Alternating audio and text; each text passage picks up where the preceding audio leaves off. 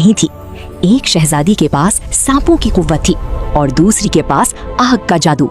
नाग रियासत के गहरे हरियाली से भरे जंगल में शहजादी नागिन रहती थी। उसकी नीली आंखें हीरों की तरह चमकती थीं और लंबे स्याह बाल हवा के साथ लहराकर जंगल में एक अजीब सी रोशनी बिखेर देते थे। वो बहुत होशियार थी, लेकिन उसे अपनी खूबसूरती और कुव्वत पर गहरा गुरूर था। वो जब भी जंगल से गुजरती, छोटी छोटी छुप कर रहने वाली मखलूक भी उसकी मौजूदगी महसूस करती। सब उसकी ताकत और शान के किस्से सुनते थे। जंगल के दूसरे किनारे पर बुलंद और धुआंधार पहाड़ों के बीच अजदहा पहाड़ी थी। वहाँ शहजादी अजदहा रहती थी। वो सख्त ताकतवर थी, मगर उसका दिल बहुत नरम और मेहरबान था। उसके पास आग का जादू था, जो वो सिर्फ मदद और हिफाजत के लिए इस्तेमाल करती थी। उसकी हंसी भी अजीब थी। जब वो मुस्कुराती, उसकी हंसी से हल्की सी आग की चिंगारियां हवा में बिखर जाती थीं, जो रात को मशालों की तरह रोशनी बना देती थीं।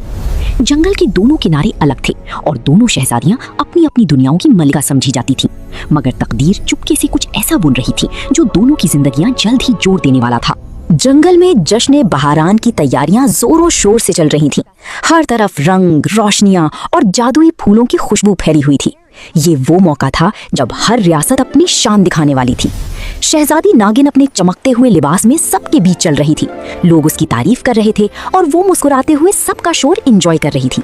उसे यकीन था कि इस जश्न में भी सबका फोकस सिर्फ उसी पर होगा। तभी अचानक जंगल के दूसरे किनारे से एक रोशनी सी चमकी। सबकी नजरें उधर उठ गईं। आहिस्ता आहिस्ता शहजादी अजदहा वहां पहुंची, मगर उसकी एंट्री बिल्कुल भी शाही नहीं थी। उसके सर पर ताज थोड़ा सा टेढ़ा लगा हुआ था और उसके पीछे हल्की सी आग की लकीर हवा में चल रही थी। कुछ लोग हंसने लगे, कुछ ने अपना मुंह छुपा लिया। शहजादी नागिन भी हंसी, मगर उसकी हंसी में मजाक था, दोस्ती नहीं। ये कौन सी शहजादी है जो अपना ताज भी सीधा नहीं पहन सकती? उसने ताना दिया। पूरा माहौल एक लम्हे के लिए खामोश हो गया। शहजादी अजदहा रुक गई। उसकी आंखों में हल्की सी उदासी आ गई, मगर उसने कुछ नहीं कहा। वो सिर्फ हल्का सा मुस्कुराई और चुपचाप वहां से चली गई। किसी को अंदाजा नहीं था कि वो मुस्कुराहट अंदर ही अंदर कितनी गहरी चोट छुपा रही थी। जश्न के बाद पूरा जंगल रोशनियों से चमक रहा था, मगर शहजादी अजदहा का दिल अभी भी उस तन्हाई से बोझल था। वो चुपचाप अपनी अजदहा पहाड़ी की तरफ लौट गई और उस रात उसने किसी से बात नहीं की। दूसरी तरफ शहजादी नागिन अपने महल में थी। सब उसकी हंसी और उसकी जीत की तारीफ कर रहे थे, लेकिन उसके जहन में एक हल्की सी बात चल रही थी। अजदहा की खामोश मुस्कुराहट।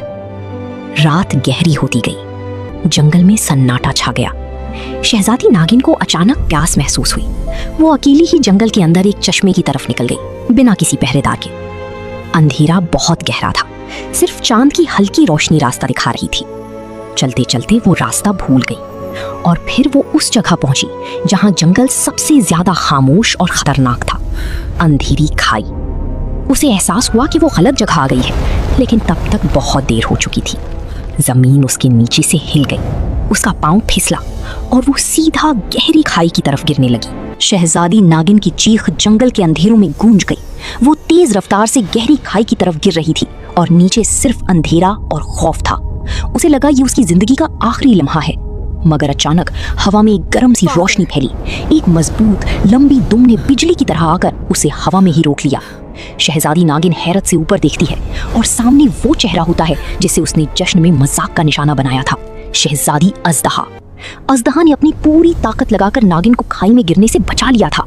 उसकी आंखों में ना गुस्सा था ना बदला, सिर्फ सुकून था कि वो ठीक वक्त पर पहुंच गई। शहजादी नागिन की सांसें तेज थीं। वो अभी यकीन नहीं कर पा रही थी कि वो जिंदा है। तुमने मुझे क्यों बचाया? नागिन ने धीरे से कहा। शहजादी नागिन अब भी अजदहा की दुम के सहारे हवा में थी। उसका दिल अजीब सी शर्मिंदगी से भर गया था। जिस शहजादी का उसने सबके सामने मजाक उड़ाया था, आज वही उसकी जिंदगी बचाने के लिए वहां खड़ी थी। वो धीरे से जमीन पर उतरी।